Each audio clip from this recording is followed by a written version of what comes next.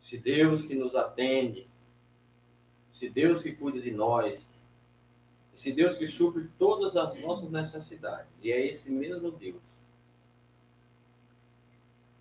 que alegra-se em ser adorado pelos seus filhos. Então, nós estamos nessa manhã e eu convido meus queridos irmãos a abrirem comigo as suas Bíblias em Filipenses capítulo 4. Fazemos a leitura dos versículos de 4 a 8. Filipenses capítulo de número 4. Desculpe, faremos a leitura dos versos de 4 a 7. Filipenses 4. O apóstolo Paulo convidando a igreja do Senhor, mesmo diante de tantos problemas que estava havendo aqui entre essas duas irmãs, ele convida a igreja do Senhor para alegrar-vos sempre no Senhor. E esse é o convite que eu faço a você nessa manhã, junto comigo, nos alegrar nesse Deus maravilhoso a quem servimos. Filipenses 4, de 4 a 7, vamos ler juntos? Acompanhe aí, leia comigo, onde você estiver.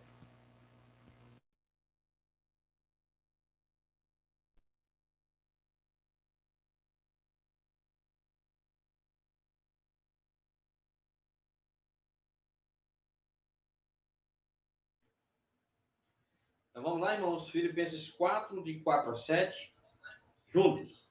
Diz assim a palavra: alegrai-vos sempre no Senhor, outra vez digo, alegrai-vos. Seja a vossa moderação conhecida diante dos homens, perto está o Senhor. Não andeis ansiosos em coisa alguma. Em tudo, porém, sejam conhecidas diante de Deus as vossas petições, pela oração e pela súplica, com ações de graça. E a paz de Deus, que excede todo o entendimento, guardará o vosso coração e a vossa mente em Cristo Jesus. Ainda que o nosso coração esteja aflito, a nossa mente esteja longe, sem conseguir concentrar-se, o nosso Deus, que excede todo o entendimento, a paz dele, há de guardar o meu e o seu coração, a minha e a sua mente, em Cristo Jesus. Curve a sua cabeça nesse momento e vamos orar a Deus que nos ouve. Senhor Deus, Pai Todo-Poderoso, Criador dos céus e da terra, Deus Trino, Pai, Filho e Espírito Santo, Trindade augusta em cuja presença estamos, louvamos o teu nome. Obrigado, meu Pai, porque estamos vivos e estamos na tua presença nesta manhã. Obrigado, Senhor, porque nos fez dormir tranquilamente. E o Senhor mesmo nos despertou hoje para que o Senhor fosse adorado por nós. Portanto, pedimos ao Senhor que tome as nossas vidas nas suas mãos. Usa-nos. Recebe, ó Pai, os nossos louvores, as nossas adorações, a leitura da tua palavra, os cânticos, a exposição da mesma, ó Pai. Faça mudança em nossas vidas. Que tudo chegue até o teu trono como aroma suave. Acompanha-nos nesse dia, Pai, nos guardando e nos alegrando. Também nessa hora eu quero pedir por aqueles que estão impedidos, ó Deus, devido à enfermidade, de estar, ó Deus, junto com o teu povo cultuando. Mas onde estiver, Senhor, que o Senhor esteja ali, põe a tua mão saradora, Pai. Levanta esses teus filhos e aqueles sofredores, porque o Senhor é bom e a sua misericórdia dura para sempre. Aleluia, e louvamos o teu nome. É em nome de Jesus que nós te oramos. Amém. Amém. Eu quero convidar você para abrir o seu inário, aqueles que estiverem no Brilho Celeste, 114 no nosso inário. Como a Bíblia diz que nós somos peregrinos nesse mundo, então vamos continuar peregrinando por sobre os montes, vales, mas sempre andando na luz, que é Cristo Jesus. 114 no nosso inário, Brilho Celeste, peregrinando por sobre os montes e pelos vales, sempre na luz. Cristo promete, foi ele que disse que nunca nos deixaria. Ele está conosco. É a promessa de Jesus. Vamos cantar? Hino 114, Brilho Celeste.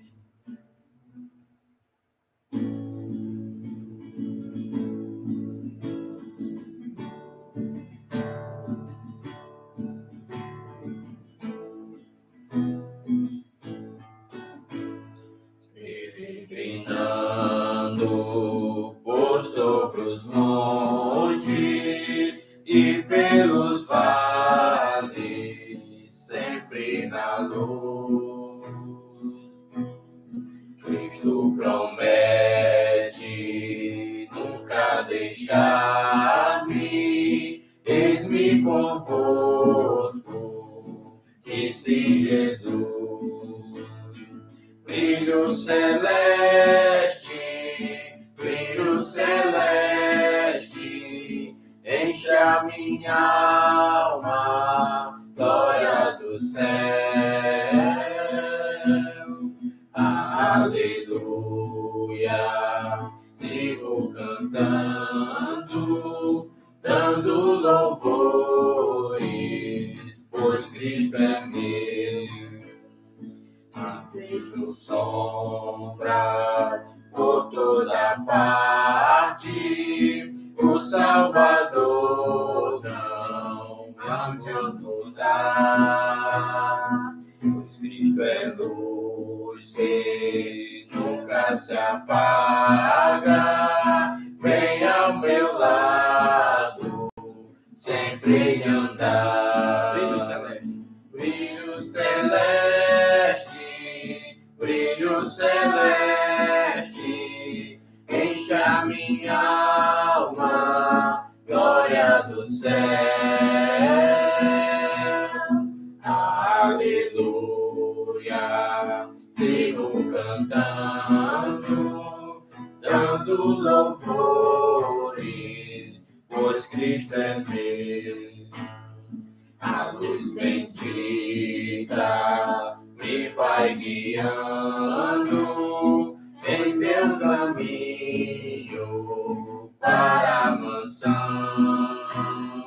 Mais e mais perto, seguindo ao Mestre, posso o gozo da salvação. Brilho celeste,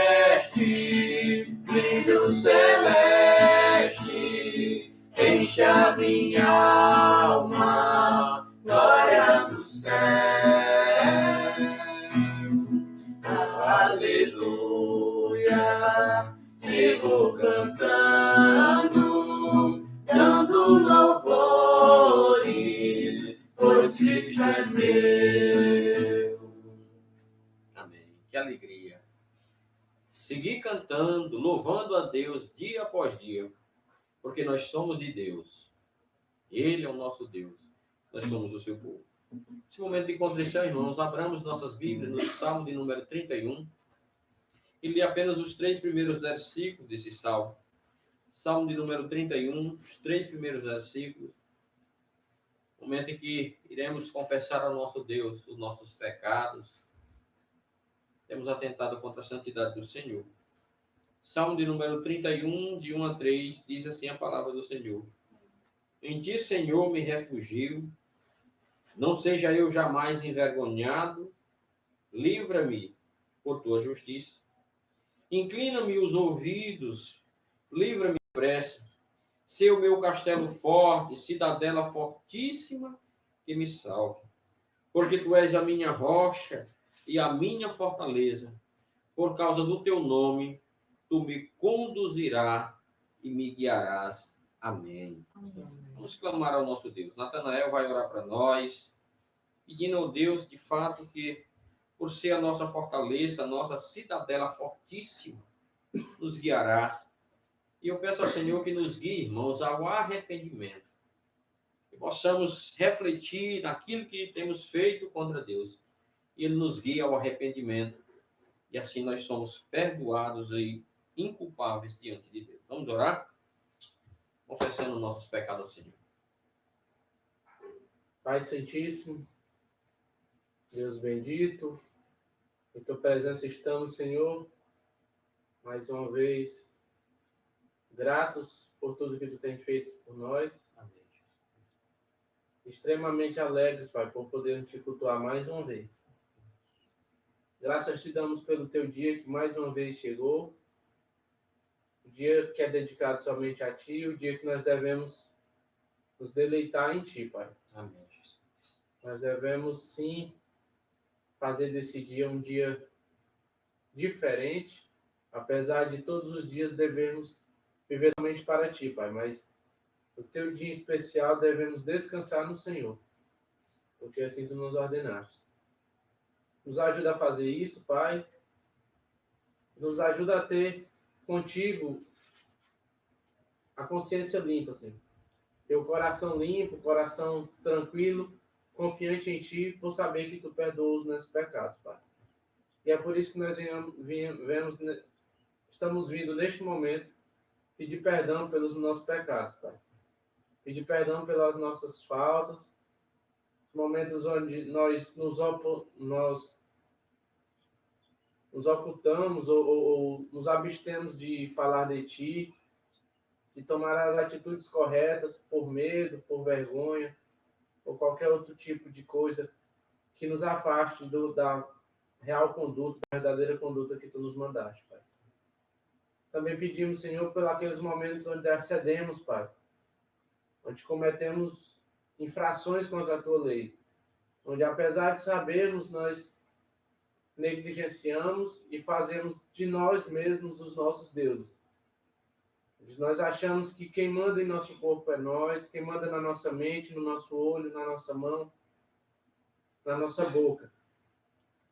Onde passamos por cima e queremos dominar a situação, Pai, sem saber que quem manda em tudo é o Senhor. E por isso devemos sim Te honrar, Te bendizer, Te obedecer, Pai. Perdão, Senhor, perdão pelos momentos de queda, de falha, Senhor. Onde nos afastamos propositalmente de Ti, Pai. E perdão mais ainda por estar sempre pretelando ou prorrogando o momento de reconciliação contigo. Onde nós nos sentimos envergonhados, assim como Adão que se escondeu, o pecado nos faz isso, Pai. Ao pecarmos, temos vergonha, Pai. Vergonha de nós mesmos, vergonha de nos reconciliar contigo. E assim nos afastamos cada vez mais até não ter mais como fazer isso. Pai, nos dê a consciência do pecado, do erro do pecado. Nos ajuda no arrependimento verdadeiro. Nos ajuda também a buscar-te sempre que pecarmos, pois sabemos que Tu é um Pai misericordioso, bondoso, e que nos perdoa, Pai. Isso não nos faz ter carta branca para pecar, pois sabemos que apesar do Teu sacrifício remidor, não é qualquer pessoa, qualquer pedido de perdão que Tu aceita, Pai. Mas apenas aqueles de coração e de mente realmente arrependidos. Assim. Que nós possamos ter o verdadeiro arrependimento. Que nós possamos ser Teus filhos. E que nós possamos rever nossos atos. Porque se estamos fazendo sempre a mesma coisa, ou se não estamos sendo incomodados, Pai, na prática, no nosso coração, pelo Espírito Santo, quando fazemos algum dos pecados, nós devemos nos rever os atos, Pai, pois talvez nós não tenhamos o Espírito Santo. Ou talvez nós não nos convertemos verdadeiramente, Senhor. Então nos ajuda neste momento, nos ajuda a entender melhor e a Te buscar em toda e qualquer circunstância, Pai. Afasta o pecado de nós e nos dê força, Pai, porque sabemos que iremos sim ter provações, mas nos dê força para suportar, Pai. Suportar, passar juntamente a Ti sobre todas as provações, todas as tentações, Pai. Nos ajuda a ser homens e mulheres mais fortes. Homens capazes de liderar os seus lares e mulheres onde possam ser submissas, onde possam ser auxiliadoras dos seus maridos.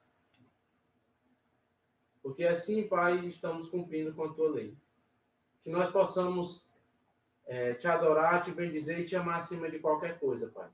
Para até assim não cometermos pecado de idolatria contra um cônjuge, idolatria sobre alguma pessoa, ídolo ou qualquer outra coisa. Mas que nós possamos nos afastar e conseguir compreender cada pecado para evitarmos fazer. É em nome do Teu Filho amado Jesus, que eu sei que nós fomos perdoados, Pai. porque estamos realmente arrependidos. Nosso coração dói ao pecar contra Ti, Pai, a afligir a Tua santidade.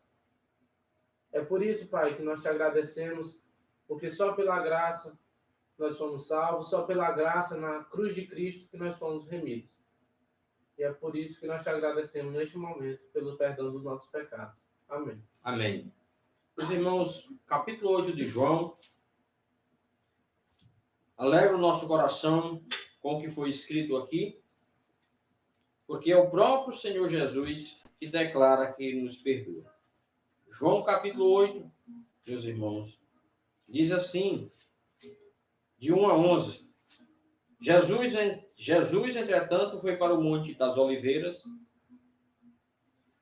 De madrugada voltou novamente para o templo, e todo o povo ia ter com ele, assentado os ensinava. Os escribas e fariseus trouxeram à sua presença uma mulher surpreendida em adultério, e fazendo-a ficar de pé no meio de todos. Disseram a Jesus: Mestre, essa mulher foi apanhada em flagrante adultério. E na lei nos mandou Moisés que tais mulheres sejam apedrejadas. Tu, pois, que dizes? Isso dizia eles, tentando-o para terem de o que acusar. Mas Jesus, inclinando-se, escrevia na terra com o dedo.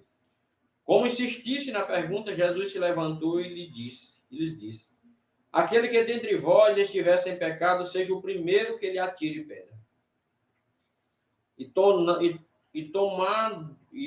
Tornando a inclinar-se, continuou a escrever no chão.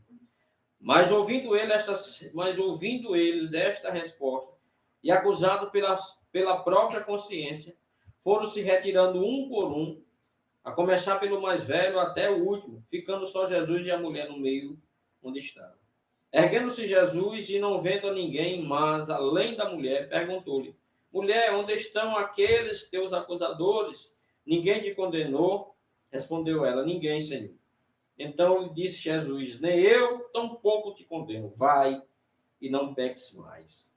Assim o nosso acusador, irmãos, nos expõe diante de todos e diante de Deus, querendo ver a nossa derrota. Mas Deus nos ajuda. Ele nos dá força.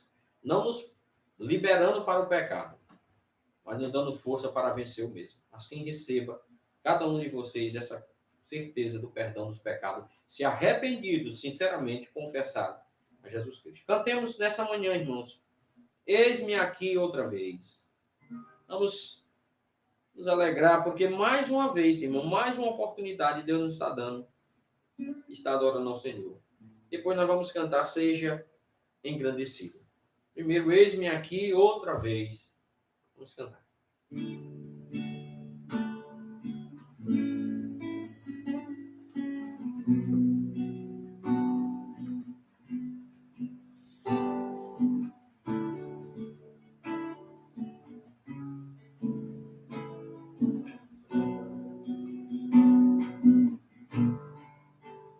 Eis-me aqui outra vez, diante de ti, abro meu coração, meu clamor, tu escutas, me fazes cair as barreiras em mim, és fiel, Senhor, e dizes palavras de amor, esperança sem fim, ao sentir o teu toque, a tua bondade libertas-me sempre no calor deste lugar.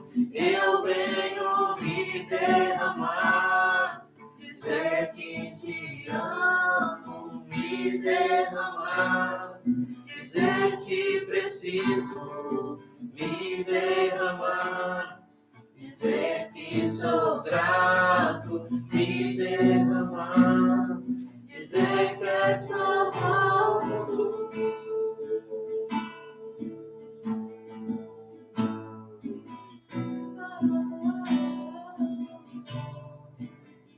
Eis-me aqui outra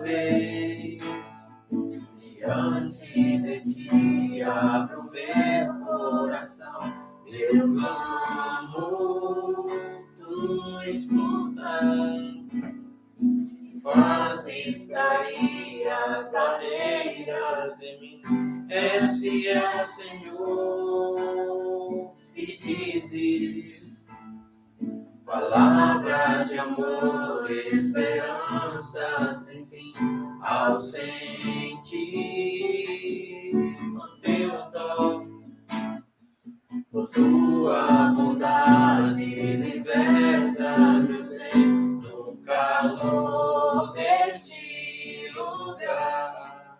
Eu venho me derramar, dizer que te amo, me derramar, dizer que preciso, me derramar, dizer que sou grato, me derramar, dizer que és formoso, me derramar, dizer que te amo, me derramar, dizer que preciso, me derramar, dizer que sou grato, me derramar, dizer que és formoso.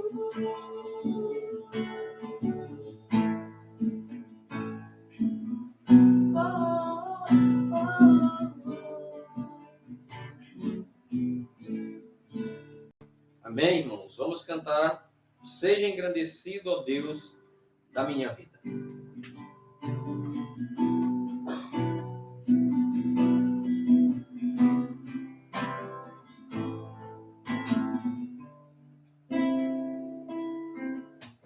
Seja engrandecido, ó Deus da minha vida, tu és o Deus da minha salvação. És a minha rocha, a minha segurança, meus lábios sempre te exaltarão. Aleluia, te louvo, pois sei que sobre todos és Senhor. Aleluia, aleluia, te louvo, pois sei que sobre todos és Senhor. Seja engrandecido, ó Deus da minha vida, tu és o Deus da minha salvação. És a minha rocha, a minha segurança, teus lábios sempre te exaltarão.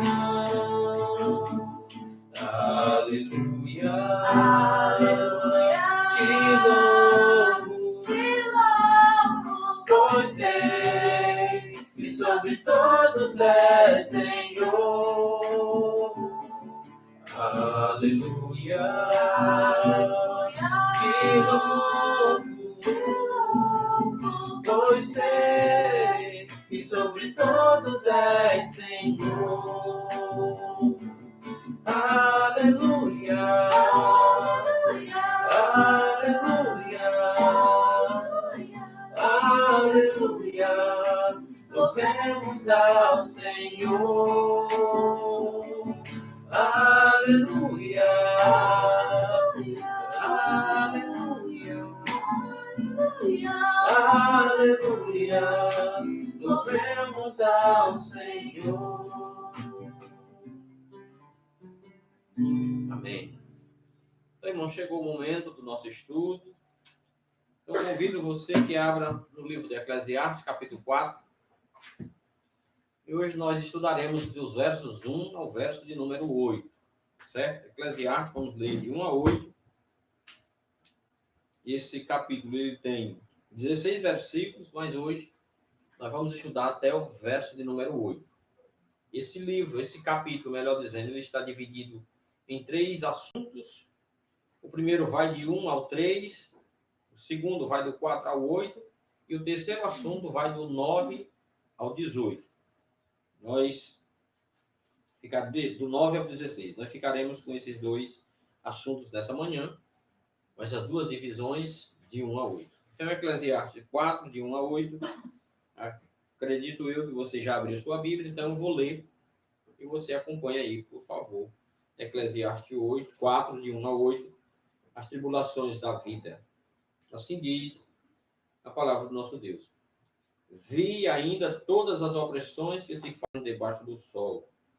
Vi as lágrimas dos que foram oprimidos, sem que ninguém os consolasse. Vi a violência na mão dos opressores, sem que ninguém consolasse os oprimidos. Pelo que tenho por mais felizes os que já morreram, mais do que os que ainda vivem. Porém, mais que uns e outros tenho por feliz aquele que ainda não nasceu e não viu as más obras que se fazem debaixo do sol. Então vi que todo trabalho e toda destreza em obra provém da inveja do homem contra o seu próximo. Também isso é vaidade e correr atrás do vento.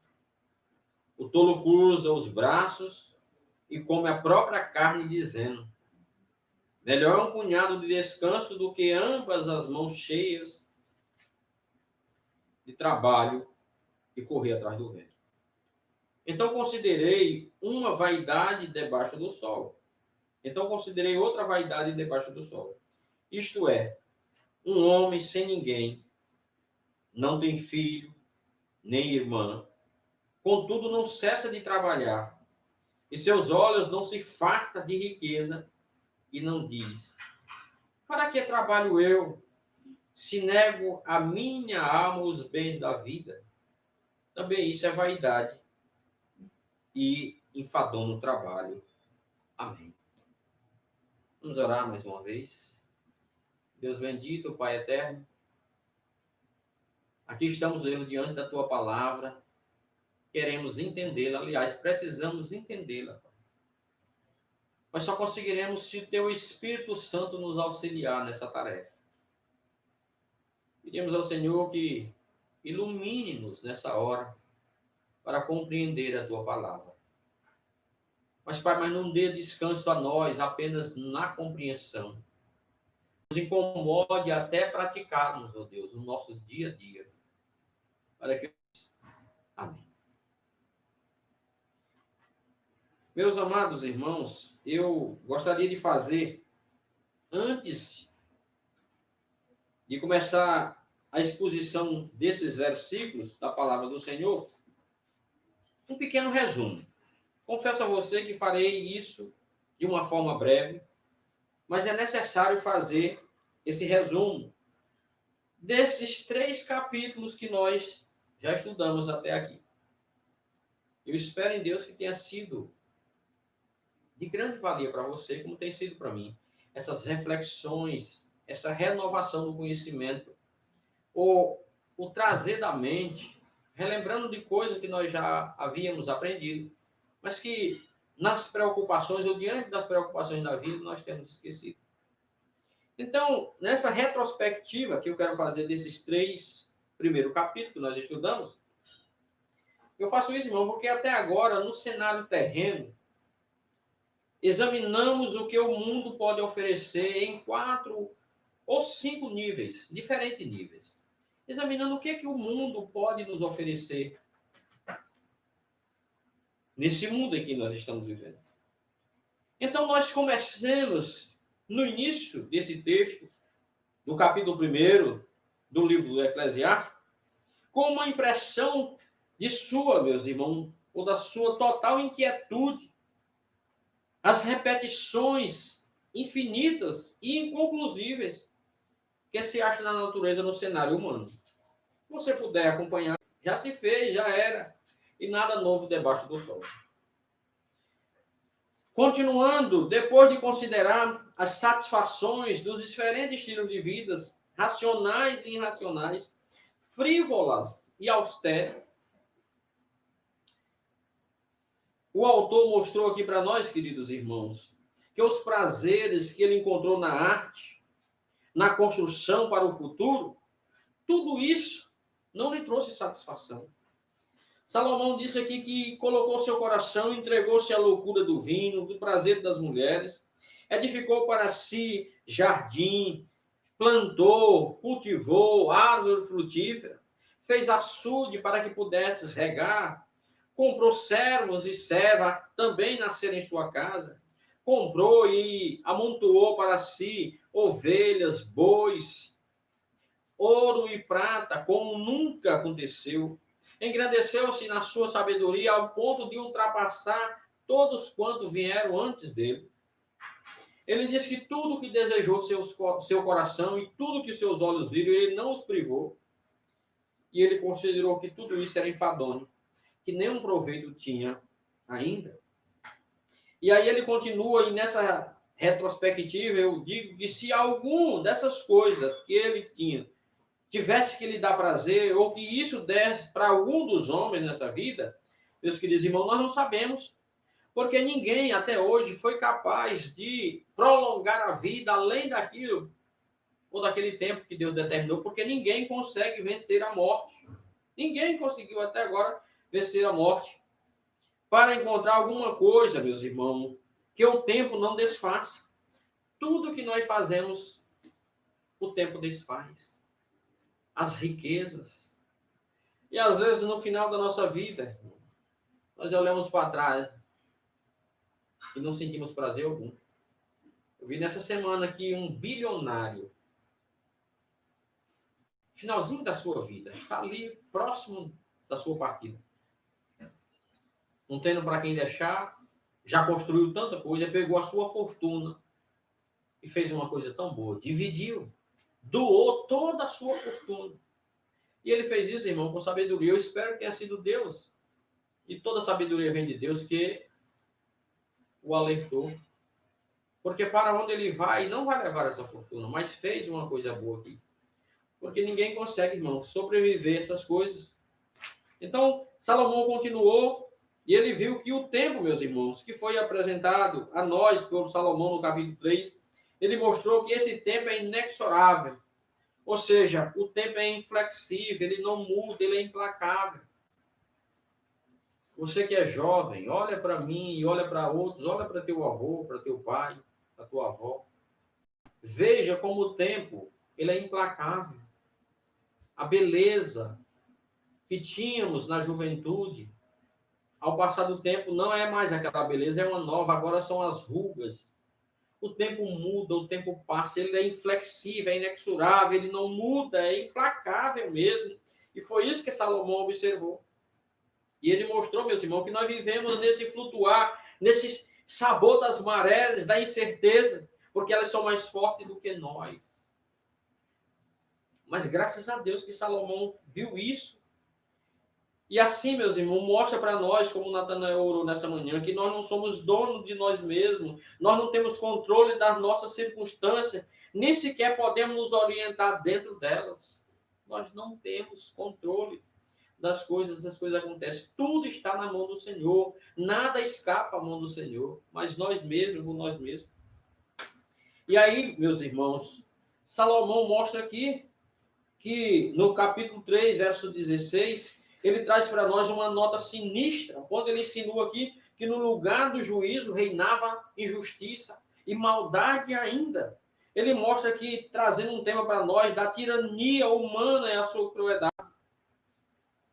E diante dessas coisas, irmãos, o fato amargo que faz da morte, mesmo no momento de maior desespero, sabe por quê? Ao invés de ser inimigo, é amigo dessas pessoas, desses que sofrem. Porque nós sabemos, pela história, que as pessoas depressivas, oprimidas, eles veem na morte que todos nós aterrorizamos um amigo. Porque a morte, nesse momento, torna-se amiga. Porque vem trazer o alívio daquela dor. Então é isso que Salomão mostra aqui, nesse momento, que a dor, que a morte, que era inimigo, torna-se último amigo, porque não tem mais nada nesse mundo, é um beco sem saída. Então, foi isso que nós vimos até agora. Resumindo aqui, de uma forma resumida, foi isso que nós vimos até agora. É por isso que a minha oração é que você, meu irmão, minha irmã, você que está acompanhando esse estudo, possa refletir cada dia naquilo que nós estamos estudando. E hoje estudaremos mais um pouco. É o que veremos hoje, no capítulo 4 do Eclesiastes, versículos de 1 a 8. Como eu falei anteriormente, eu dividi esse capítulo, porque assim nos permite fazer em 3 divisões. A primeira vai de 1 ao 3, que nós já vamos analisar. A segunda do 4 ao 8 e a terceira do 9 ao 16. Então vamos lá, ler os 3 primeiros versículos novamente na nossa primeira divisão. Vamos ler com muita atenção.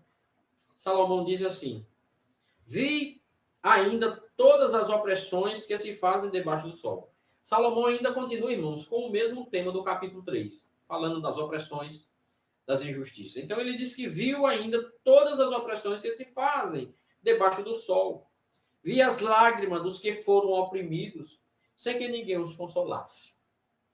Parece-nos que Salomão está falando hoje, em pleno século XXI, no ano de 2020, as pessoas que sofrem a lágrima daqueles famintos, daqueles que são aprisionados, que são maltratados.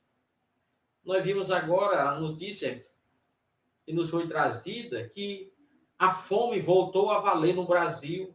Quando nós pensávamos que já havíamos erradicado a fome, mais de 13 milhões de pessoas estão com fome. Isso estamos falando no Brasil e no mundo, irmãos. As pessoas que tiveram que sair dos seus países, questões políticas, questões religiosas.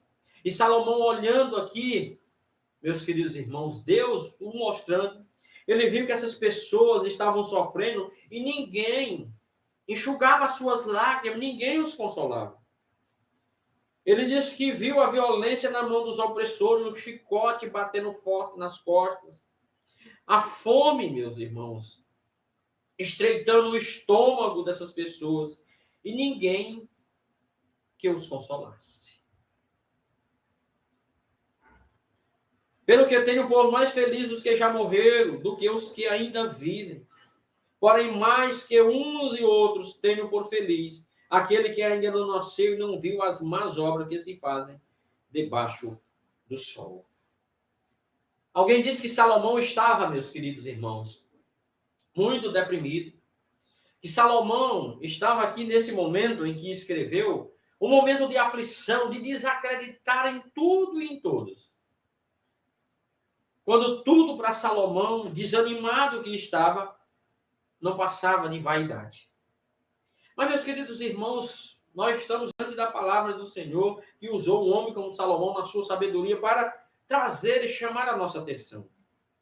Esses 3 primeiros versículos, meus irmãos, que Salomão retorna ao assunto abordado no 3,16, falando da opressão, da injustiça que são feitas debaixo do sol.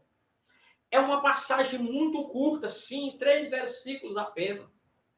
Porém, irmãos, ela é muito dolorosa. É muito dolorosa. Sabe por quê? Porque não há meio de escapar destas coisas. Porque não há, meus irmãos, como de fato escapar no tempo presente. Não temos como, no mundo injusto em que vivemos, em que a injustiça sobrepõe a justiça, em que o homem cada vez mais quer fazer maldade. Quando nós olhamos para o profeta menor, salvo engano, Amós, ele diz que Deus tem uma contenda com os homens. Capítulo 4, salvo engano, de Amós. Ele diz porque o que prevalece no mundo é matar, perjurar, furtar, roubar. Maldade sobre maldade. E não há quem repreenda. Ele continua dizendo que assim como é o povo, é o sacerdote. Aqueles que deveriam ensinar, aqueles que deveriam ser modelos, são piores. Porque condena, Jesus disse, ó homem, tu que condena alguma coisa e faz o mesmo, tu se torna pior do que aquele que tu está alertando. Então, Salomão mostra isso para nós, irmão, é doloroso, porque nessa pequena passagem mostra para nós esse sofrimento e não há meio de acabar com essas coisas. porque na verdade não existe no tempo presente. Pouco se pode acrescentar, meus irmãos, os amargos que está descrito aqui no verso 1, a não ser lamentar o que está escrito no versículo 2 e 3. Não podemos esquecer, e eu quero que você não esqueça isso. Não olhe para o sofrimento, não olhe para as injustiças, não olhe para os opressores e para os oprimidos como sendo uma causa em si mesmo. Não. Não podemos esquecer que tudo isso que está acontecendo, a causa de tudo isso, meus irmãos, é o nosso pecado e não é Deus. Alguns se levantam e dizem, Deus não existe. Outros dizem, onde está Deus? Quando nós olhamos para tanto sofrimento, crianças, jovens, velhos, pais de famílias morrendo, sofrendo. Cadê Deus? As pessoas perguntam. Mas, meus queridos irmãos, não se esqueçam que toda a causa desse sofrimento é o meu e é o seu pecado. Deus criou um mundo perfeito, colocou o homem, depois que Deus tudo fez, colocou o homem para nele habitar. Mas por causa da maldade do coração do homem, a própria criação está hoje no cativeiro, gemendo, esperando um dia ser libertada. E ela não foi ali voluntariamente. Então a maldade está no coração do homem, porque o próprio homem que foi criado em santidade se meteu em muitas astúcias. É o que diz a palavra do Senhor.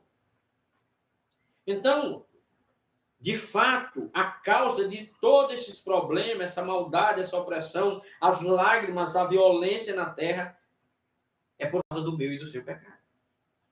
Porque o poder terreno, muitas vezes, meus irmãos, é corrompido demais. Por isso, ele oprime em vez de consolar. O homem que adquire poder, ao invés de dividir, como eu acabei de falar desse senhor, e depois de anos de ajuntar, de amontoar, agora caiu em si e resolveu abençoar, dividir com os pobres o seu bem. Que atitude bela! E eu acredito que foi Deus, piamente acredito nisso, que moldou o coração desse homem, que moveu o coração desse homem para fazer isso.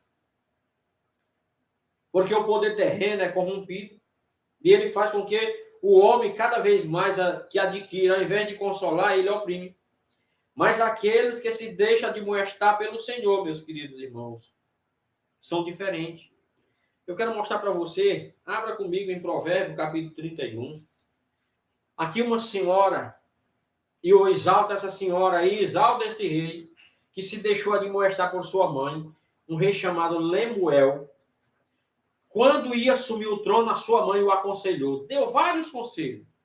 Mas nessa manhã eu quero apenas pegar 2 conselhos que ela deu, além de tantos, que está descrito no verso 8 e verso 9. Provérbio 31, versículo 8 e 9. E todos aqueles que amam o Senhor e se deixam admoestar pela palavra de Deus, hão de cumprir isso. Olha o que ela diz aqui ao seu filho. Ela orienta o que ele não deve fazer e agora ela diz o que ele deve fazer. É por isso, meus queridos irmãos, que diante de tanto sofrimento e de tanta lágrima, há uma esperança, sim, em Deus colocar homens tementes ao Senhor para os ajudar. Diz assim, abre a boca a favor do mundo, pelo direito de todos que se acham desamparados. Eclesiastes 3,16 diz que onde deveria haver justiça, há maldade e injustiça mais ainda. Ele, sendo rei, que iria governar, ela diz, ó rei, abra a boca a favor do mundo, pelo direito de todos que se acham desamparados. Abra a boca a favor do mudo. Desculpe, do mundo não, do mudo. Li errado, desculpe. Abra a boca a favor do mudo. O mudo aqui não é necessariamente um homem que não fala. O mudo aqui é aquele que não tem quem lhe represente. É aquele que não tem voz diante dos poderosos. É aquele que não tem um advogado para lhe defender de uma injustiça. Mas a palavra do Senhor nos diz através de João que Jesus Cristo é o nosso advogado. Isso em relação aos nossos pecados.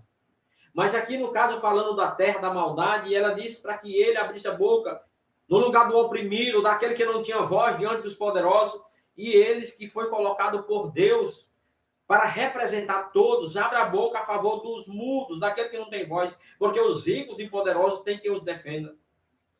E no versículo de número 9, ela diz, abre a boca, julga retamente e faz justiça aos pobres e aos necessitados.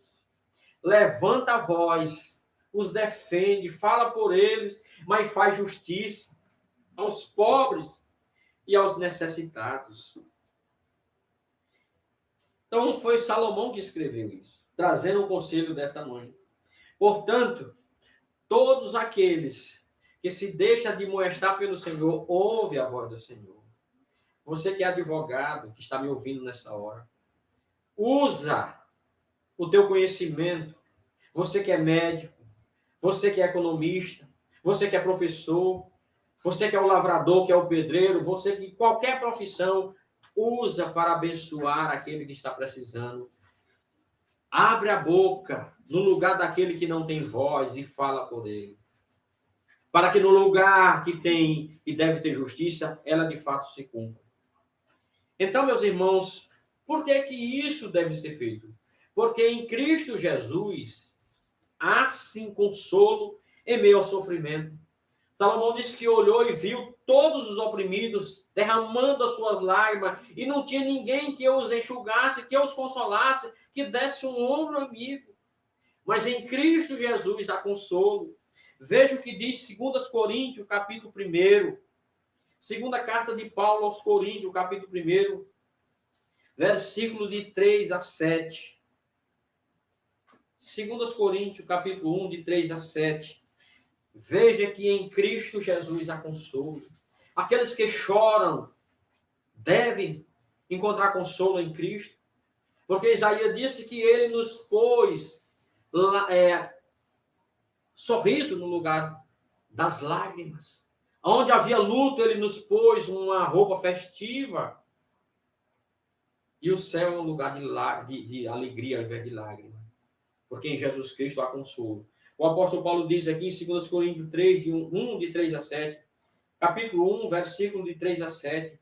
Bendito seja o Deus e Pai de nosso Senhor Jesus Cristo, o Pai de misericórdia e Deus de toda a consolação.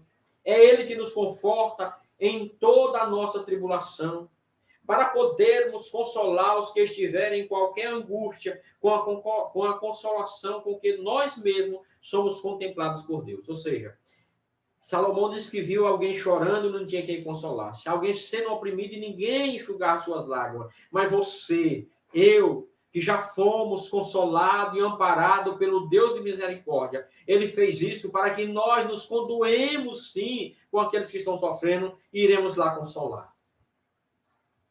E Paulo continua. Porque assim como os sofrimentos de Cristo se manifestam em grande medida a nosso favor, assim também a nossa consolação transborda por meio de Cristo.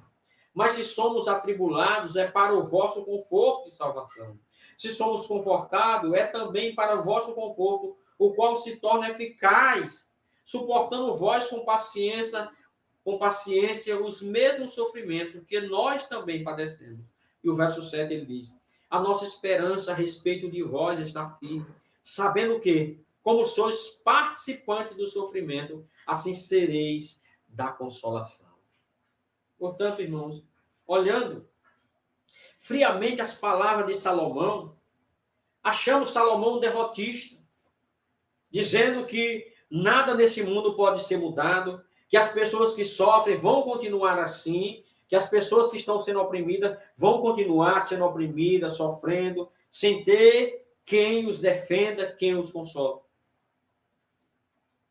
Então, Salomão, meus irmãos, parece-nos um derrotista, mas eu digo para você que existem muitas coisas a serem feitas, sim, se nós quisermos fazer. Nós estamos vivendo num momento ímpar, em que muito pode ser feito. Eu vi ontem, através da televisão, que numa das maiores favelas, a maior comunidade de São Paulo, Paraisópolis, que os ricos quiseram isolar com um muro, os ricos de São Paulo, do Grande Morumbi quiseram, parece que do bairro Morumbi quiseram colocar um muro para separar aquelas pessoas. um fotógrafo famoso, francês, comovido pela situação em que aquela população está fazendo, pela primeira vez na história, ele expôs os seus quadros em uma favela para chamar a atenção do mundo e ali trazer benefício para aquela comunidade. Aquela comunidade pobre, mas está trabalhando entre si. E eu não vou dizer aqui a quantidade, porque no momento me foge, mas são mais de 500 refeições que eles servem todos os dias para ajudar aquela população. Portanto, diante das pessoas oprimidas, sofridas, apesar de Salomão nesse momento olhar e diz que não viu ninguém que os consolasse, para você que já foi alcançado pelo Senhor, e se você quiser, há muita coisa para ser feito. É só olhar ao teu lado, o teu vizinho. Mas antes de fazer qualquer coisa, antes de levar o pão, leva o pão espiritual. Leva os dois, leva o físico e o espiritual. Ora, fala, manda uma mensagem, ora por ele e por ela. Ele está desconsolado. Mas acima de tudo, desse desconsolo humano, desse sofrimento, dessa opressão humana, há uma opressão maligna que o quer levar ao inferno. Mas você tem a responsabilidade e pode fazer muito mais. Consolar o oprimido. Foi isso que Jesus Cristo disse em Isaías, reafirmou nos evangelhos, quando ele abriu o texto, ele disse, isso se cumpriu em mim, porque Deus me colocou, eu fui ungido para pregoar a justiça, para trazer visão aos cegos, para pôr em liberdade os oprimidos. Deus te usa para isso, para que você leve a palavra do Senhor e abra os olhos. Mais uma vez eu vou repetir aqui o que está escrito em Atos dos Apóstolos, capítulo 9. Quando Paulo estava lá na rua direita, estava cego, e Deus, Jesus Cristo, mandou que Ananias fosse e orasse por Paulo, por Saulo, que foi mudado para o seu nome Paulo. Aliás, é porque o nome grego e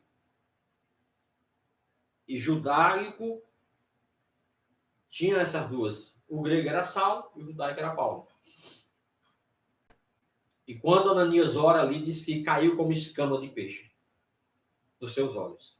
E ele passou a ver. Esse mesmo Paulo, que agora as escamas caem dos seus olhos, ele cegou alguém em sua oração.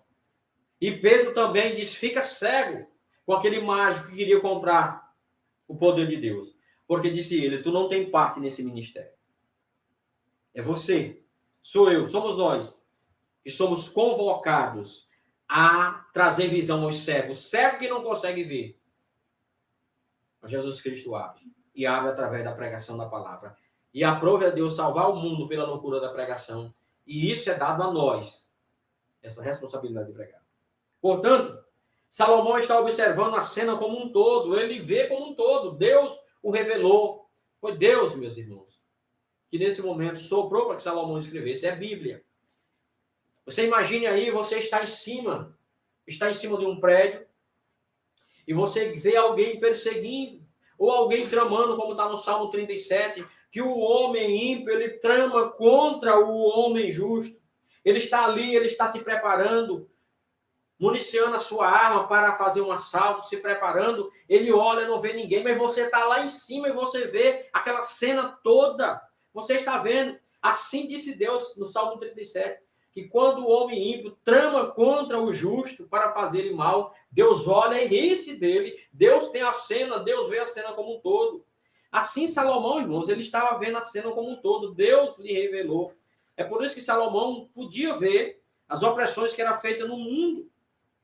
Ele estava observando. Assim ele pôde muito bem dizer que mesmo com as intenções, concebível daqueles que podiam fazer, ainda restaria inúmeros bolsões de opressões dos moradores da terra por causa da crueldade dos homens, e eles iam continuar fazendo maldade ao ponto dos anjos chorarem.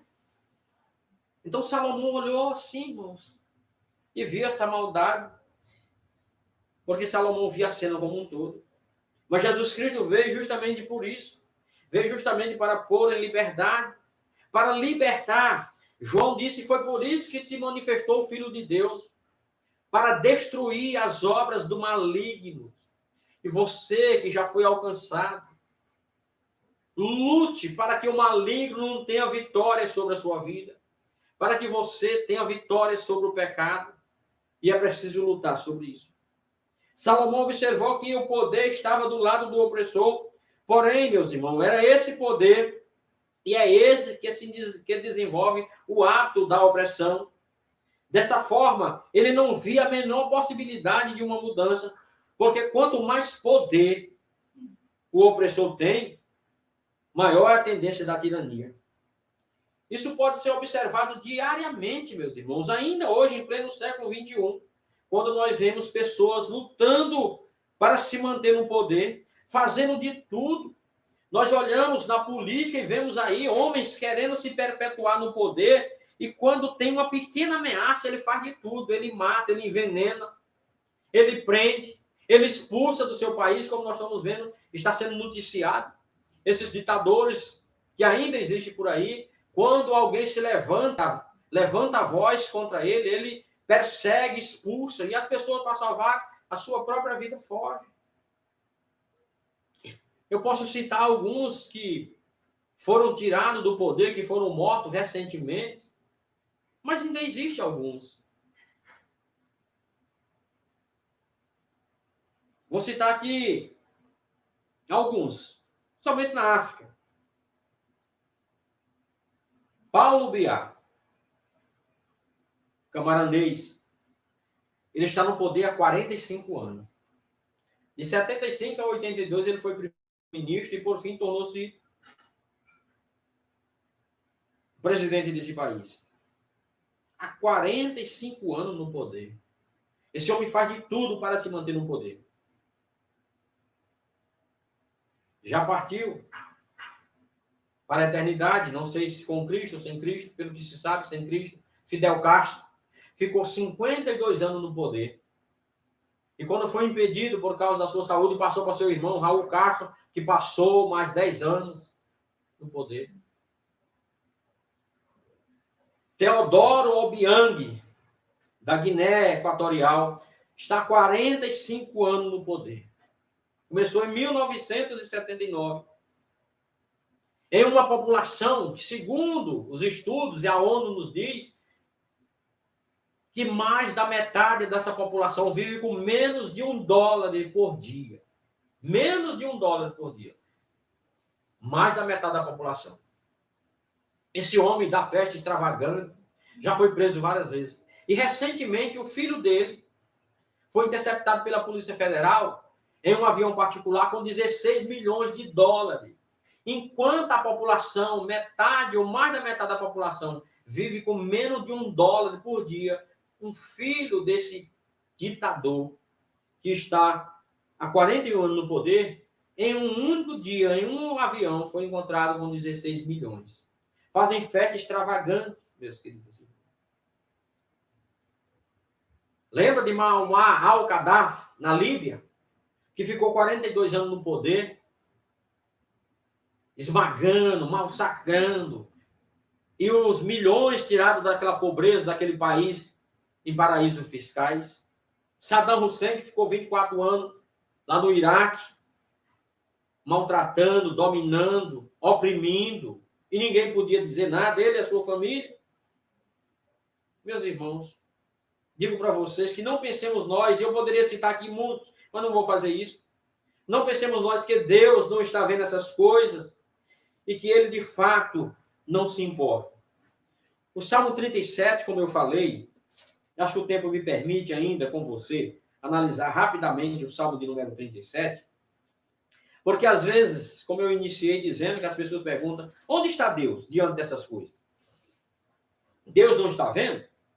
Então, Davi, meus irmãos, ele chama a minha atenção e me dá aqui um conselho, que diante de tudo isso, eu devo acreditar em Deus, que a justiça virá um dia. Salmo Davi diz assim, não te indigne por causa dos malfeitores, nem tenha inveja dos que praticam a iniquidade. Pois eles, dentro em breve, definharão como a relva e murcharão como a erva verde. Olha como são frágeis. Confia no Senhor e faz o bem. Habita na terra e alimenta-te da verdade. Agrada-te do Senhor e ele satisfará o desejo do teu coração. Entrega o teu caminho ao Senhor, confia nele e o mais ele fará. Fará sobressair a tua justiça como a luz e o teu direito como o sol do meio-dia. Dizem que não tem direito, que não tem justiça. Deus fará isso. Descansa no Senhor, espera nele. Não te irrite por causa do homem que prospera em seu caminho, por causa do que leva a cabo aos seus maus desígnios.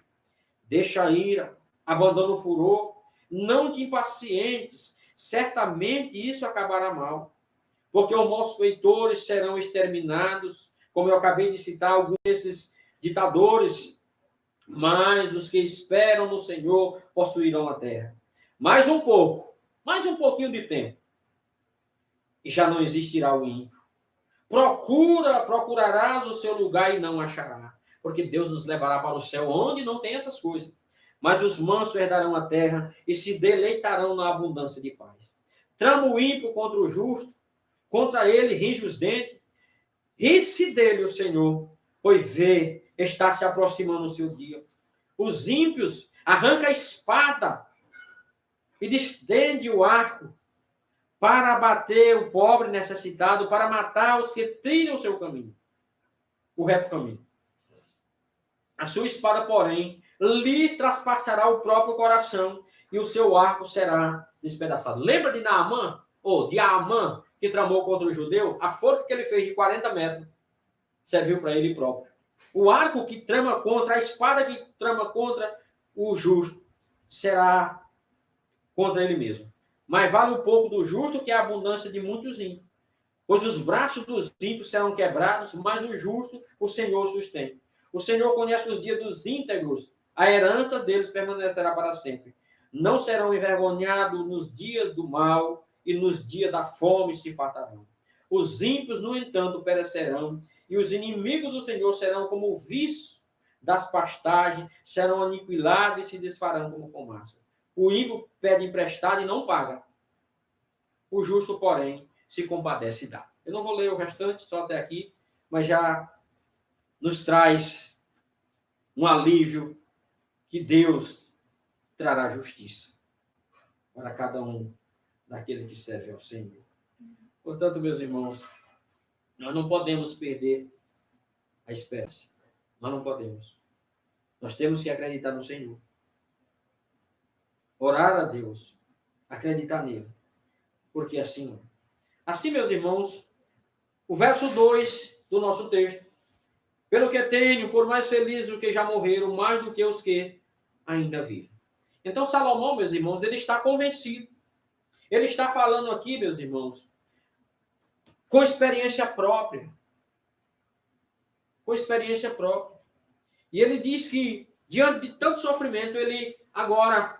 E ele aqui coloca em todos os pés de igualdade. Ele não fala nem da salvação. Ele está falando da salvação da vida, daquele sofrimento que foi tirado pela morte. Ele diz, diante de tanto sofrimento que eu estou vendo, eu agora já tenho por feliz aquele que morreu, porque não está passando por esse momento aqui. Não está passando por esse momento.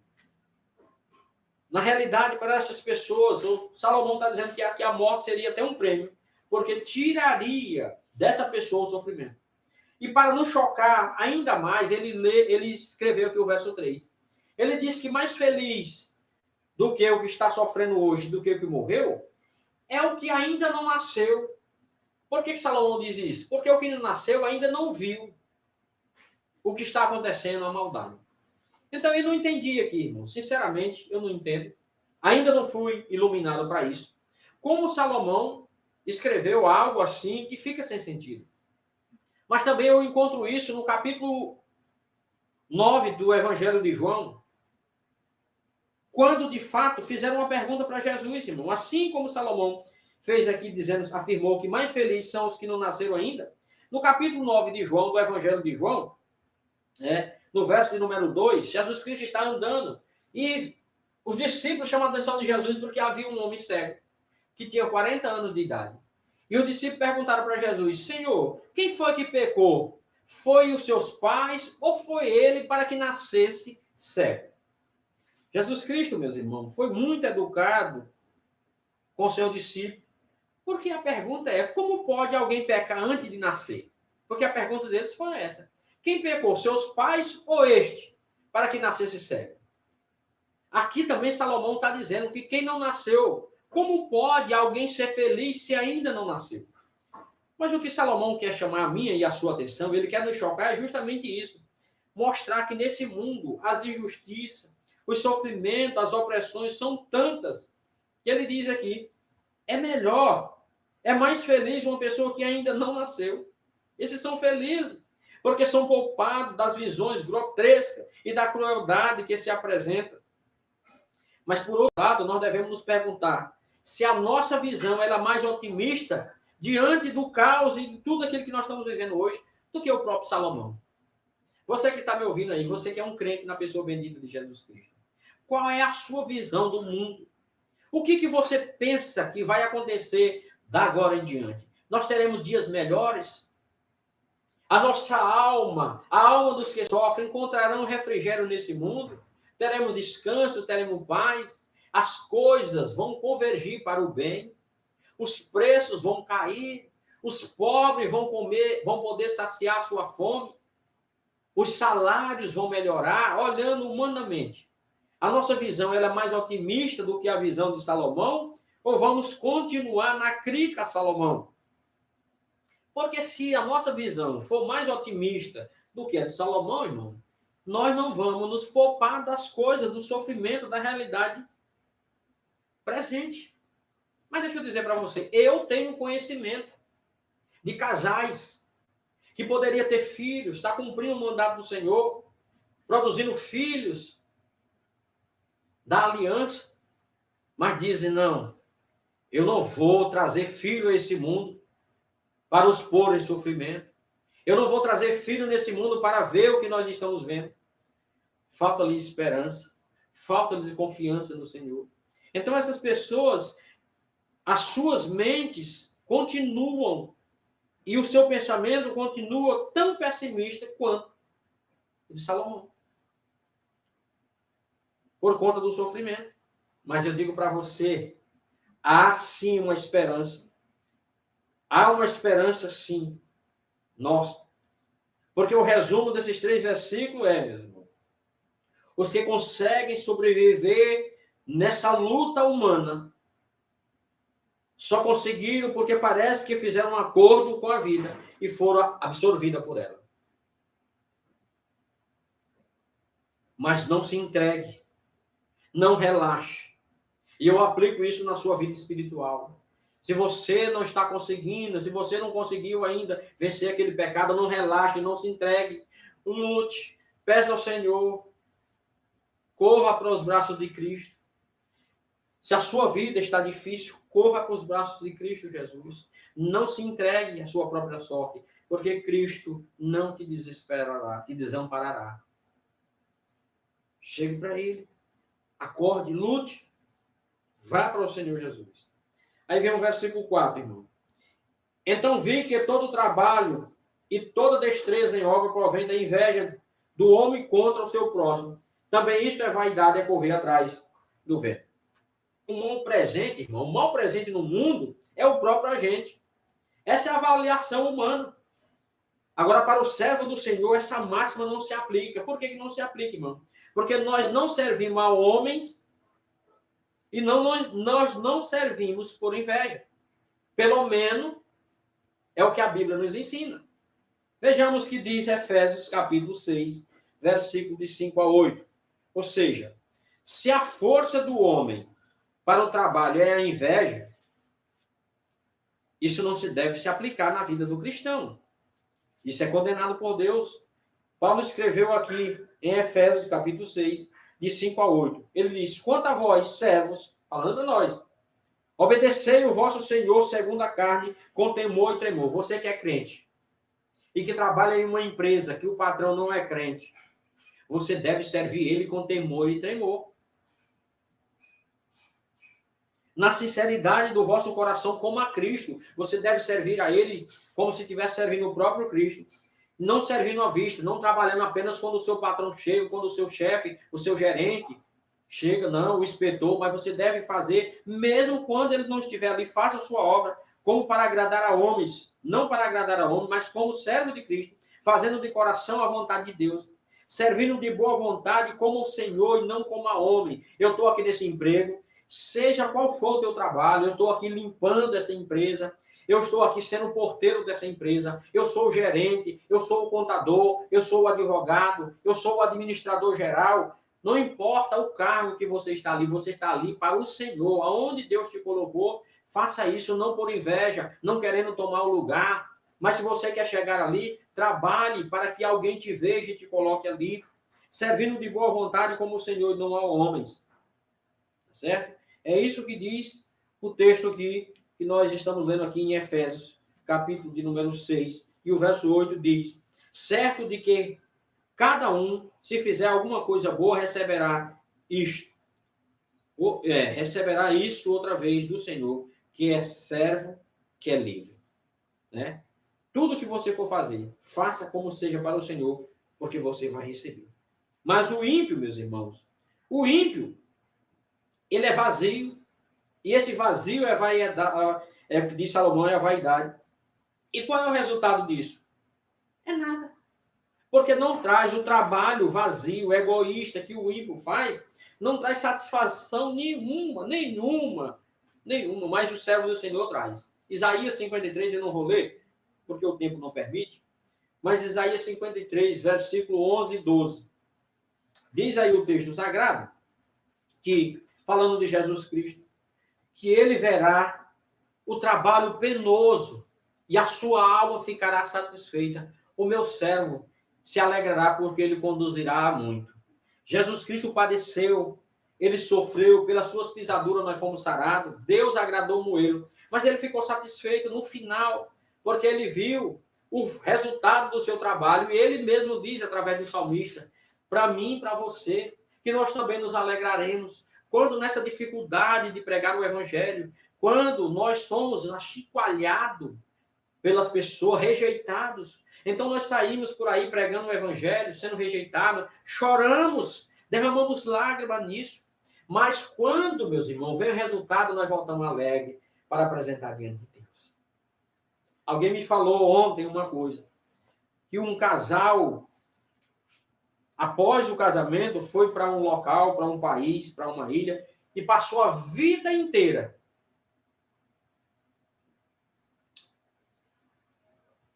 fazendo a pescaria das ostras, né? Para tirar aquelas pérolas e guardar. E vender aqueles colares riquíssimos, acumulando aquelas pérolas, tirando das ostras. Quem sabe criando ostra para a produção da pérola. Mas por que estou dizendo isso? Porque contou a história de um casal missionário que estava à luta há anos trabalhando, Deus abençoando, e iam passando de um país para outro para pregar o evangelho, e foram acidentados violentamente e foram mortos. E alguém lamentou: que tragédia! Que tragédia esses servos de Deus, pregador do evangelho de Cristo Jesus, que estão aí trabalhando, que tragédia! E alguém diz: tragédia? Que tragédia!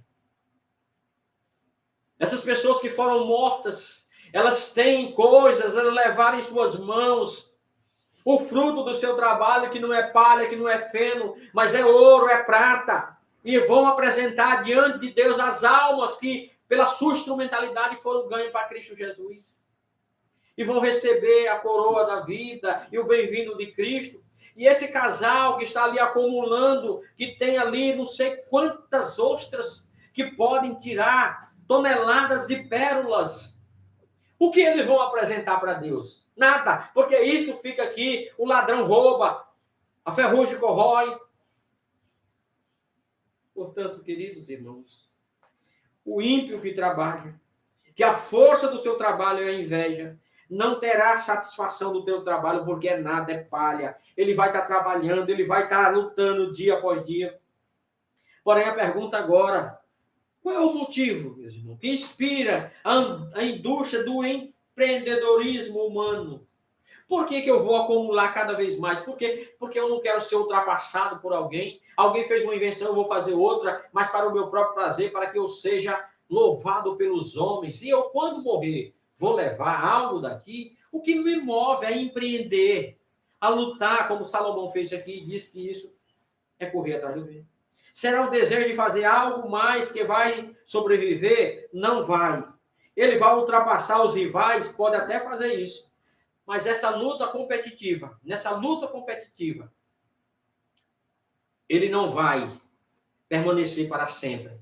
E não é ele que vai usufruir dessas coisas. Vai deixar para outros. E no final, a sua vida, como disse Salomão, de que vale isso? Mas a realização desses desejos não produz a satisfação que era prometida, pois existe a inveja de outros e a ansiedade de que outros o alcancem e toma conta daquele que está na frente dessa corrida.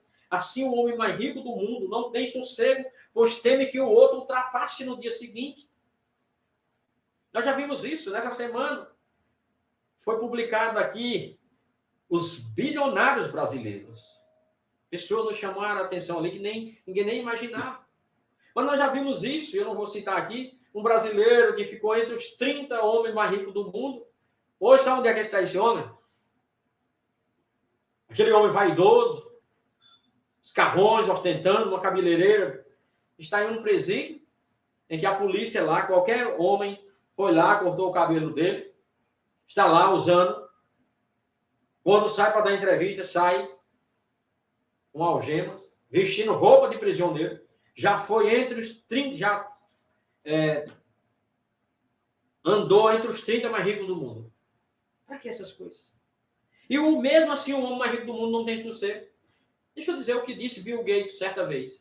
Andando na rua em Nova York, no seu carrão, com os seguranças e outros carros protegendo, ele olhou um grupo de mendigos que estava ali na rua, degustando um sanduíche que alguém estava dando ali, um hambúrguer, e aqueles homens sorrindo. E ele disse assim, eu os invejo. E o seu motorista que estava ali ficou com aquela pergunta e, por fim, pediu licença ao doutor Bill Gates e disse, doutor, me diga uma coisa.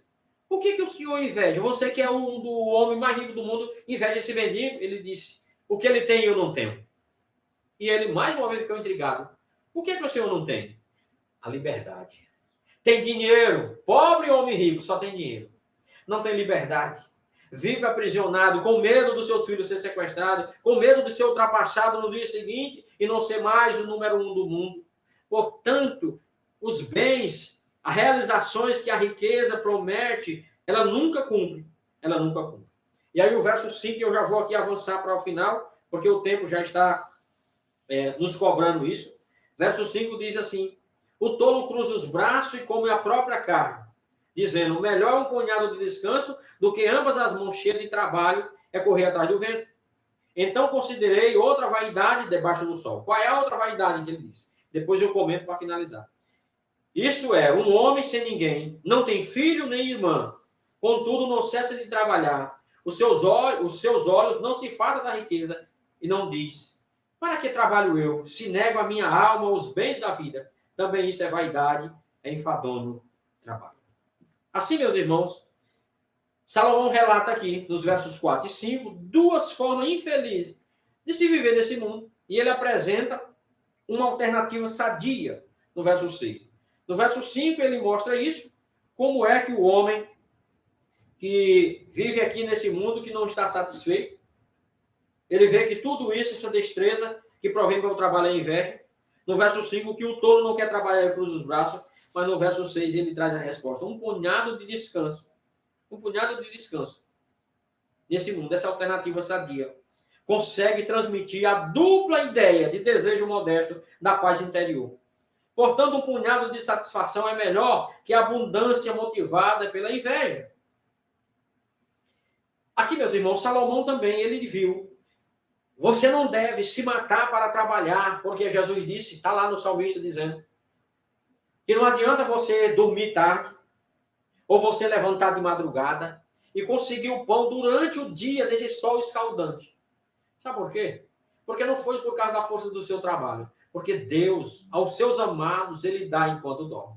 Entretanto, o próprio provérbio diz para mim e para você não cruzar o braço, aprender com a formiga, porque eu não devo simplesmente viver agora, eu não preciso trabalhar porque isso não vou levar daqui. Também a preguiça é chamada de tolo aqui. Comer a própria carne, meus queridos irmãos, significa que o pouco que você tem, você vai destruir porque você não produz. Você trabalhou hoje, conseguiu alguma coisa e vai comer aquilo até acabar. Aí essa expressão, comer a própria carne, é porque acaba o pouquinho que eu tinha na poupança. Eu não vou colocar mais ali, porque eu já tenho um pouco, eu vou parar de trabalhar hoje e vou comer o que eu tenho. Isso é comer a própria carne. É chamado de tolo. É claro que eu não posso trabalhar dia após dia, sem descanso. Eu tenho que usufruir. Eu vou só citar aqui em eu vou só citar aqui para vocês. Está escrito no livro de Gênesis, no livro de Deuteronômio, no capítulo de número 20. Deuteronômio, capítulo 20. Eu não vou ler. Mas eu quero que você leia dos versos 5 a verso 7. Deuteronômio 20, de 5 a 7. Alguém foi levado à guerra, estava em uma guerra, e quando já estava ali, antes de iniciar a batalha, o comandante vai dizer, de cada uma das tropas, vai dizer, alguém aqui construiu uma casa agora? Ah, eu construí. Pois quem construiu uma casa e ainda não usufruiu, volte, para que não morra nessa batalha e a sua viúva case com outro homem e ele venha desfrutar. Alguém está recém-casado? Alguém construiu uma vinha e ainda não colheu? Alguém fez isso, fez aquilo? Por que está dizendo? Porque a Bíblia diz que todo homem, todo trabalhador é digno do seu salário e que aquilo que eu trabalho, que eu construo, é para mim usufruir. E é o que ele finaliza aqui no verso de número 8, irmãos. Vou finalizar quando ele diz aqui, outra vaidade que eu considerei, um homem que ele não tem filho, um homem que não tem irmão e irmã, não tem ninguém. É um homem que trabalha dia e noite só para acumular e não faz nem a pergunta. Por que eu estou trabalhando tanto?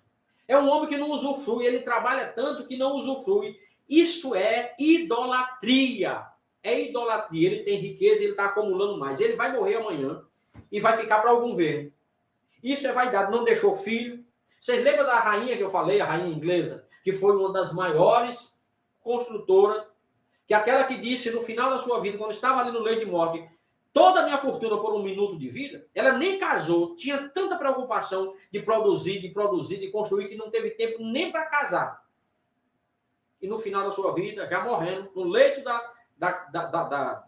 cama, no leito da morte, ela disse, toda a minha fortuna por um momento de vida, mas não pôde dar. Portanto, meus irmãos, Deus mesmo viu que não era bom que o homem estivesse só, melhor dizendo, lá em Gênesis, capítulo 2. Por isso, desde o início, Deus supriu nossa necessidade, fazendo uma companheira. E hoje, diante de tantas outras coisas que nós ainda temos mais dificuldade, nós precisamos nos apegar a Deus, sabendo que eu tenho que trabalhar, preciso trabalhar, sim. A minha família precisa, eu preciso, mas trabalhar, sabendo que eu faço isso para sobreviver, para ajudar outros, como diz Efésios 5, e para honrar meu Deus. Concluo dizendo o seguinte, os versos 7 e verso 8, descreve o maníaco ganhador de dinheiro como alguém completamente desumanizado, que se entregou à mera ganância e o processo infindável de alimentá-lo. Subitamente, o escritor aqui, no caso Salomão, identifica-se como tal homem. Salomão disse, isso fui eu, que não privei meus olhos, que não parei de trabalhar, que fiz tudo isso. E levou ele mesmo a uma pergunta. Para quem trabalho eu? Para quem trabalho eu? Porque você trabalha e não é nem para você próprio, vai ficar para outro, nem que seja para seu filho. Mas não é para você, porque você não vai viver através do seu filho. Nesse ponto, Salomão parece fazer uma pausa em sua busca das coisas duradouras da vida. E eu louvo a Deus porque isso nos dá uma oportunidade de olhar para trás e poder examinar o meu caminho e o seu caminho e percorrer o caminho verdadeiro. Que nós, irmãos e irmãs, você que está me ouvindo, possamos pensar nisso. O trabalho que eu faço honra a meu Deus? O trabalho que eu estou executando, eu estou usufruindo? Mas que eu possa estender minhas mãos àqueles necessitados, enxugar as suas lágrimas, porque com o consolo que eu recebi de Jesus, eu posso consolar outros. Que Deus nos abençoe e nos guarde. Amém. Vamos orar? Vou pedir a nossa irmã Esther que ore ao Senhor nessa hora. Vamos orar. Senhor Deus, grandioso Pai, toda honra e toda glória seja dada somente ao Senhor, meu Deus. Amém, Jesus. Muito obrigado, meu Pai, por mais uma mensagem que nós acabamos de escutar. Peço, Senhor, que nós possamos estar pondo em prática tudo aquilo que nós aprendemos hoje. Não fique apenas na teoria, mas possamos praticar. Nos abençoa, Senhor, nos faça crentes fiéis, pessoas esperançosas, na certeza de que tudo irá melhorar. Amém, Jesus. Te peço, Senhor, por um restante de dia tranquilo, na tua santa presença, e que à noite possamos estar ali na tua casa, no culto presencial, para te honrar e glorificar o teu santo nome. Nos abençoa, perdoa todos os nossos pecados, em nome do teu Filho amado Jesus, que eu oro e te agradeço. Amém. Amém. Então, atenção os pais, agora às 10h40, já, as professoras Valdirene e Lorena estarão mais uma vez na Escola Bíblica Dominical para as crianças, através do aplicativo Zoom. Então, pai, se prepara aí, daqui a pouco, para que você esteja aí com seus filhos, ouvindo a palavra do Senhor, através das professoras. Que Deus nos abençoe e à noite, em nome de Jesus.